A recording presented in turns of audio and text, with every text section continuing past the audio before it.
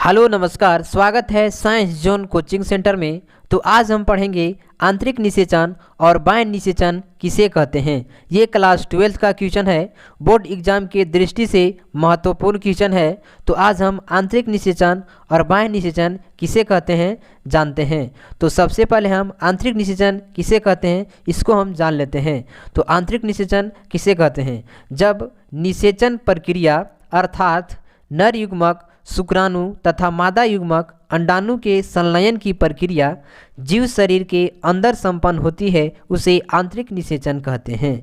नर युग्मक शुक्राणु और मादा युग्मक अंडाणु के संलयन की प्रक्रिया जीव शरीर के अंदर संपन्न होती है उसे आंतरिक निषेचन कहते हैं। संलयन मतलब मिलना होता है। जब नर युग्मक शुक्राणु और मादा युग्मक अंडाणु दोनों का मिलन जीव शरीर के अंदर संपन्न होती है उसे आंतरिक निषेचन कहते हैं।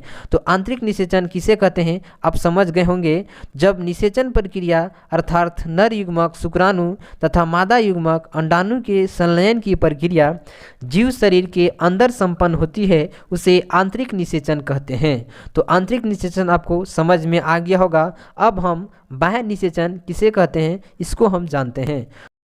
बाह्य निषेचन किसे कहते हैं, जब निषेचन की प्रक्रिया अर्थात नर युग्मक शुक्राणु तथा मादा युग्मक अंडाणु के संलयन की प्रक्रिया जीव शरीर के बाहर संपन्न होती है उसे बाह्य निषेचन कहते हैं।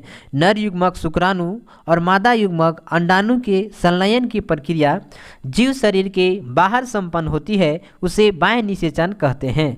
तो बाह्य निषेचन किसे कहते हैं समझ में आ गया होगा। जब निषेचन की प्रक्रिया जीव शरीर के बाहर संपन्न होती है उसे बाह्य निषेचन कहते हैं। जैसे मेढक अपना शुक्राणु जल में छोड़ता है और मछली भी अपना अंडाणु जल में छोड़ती है।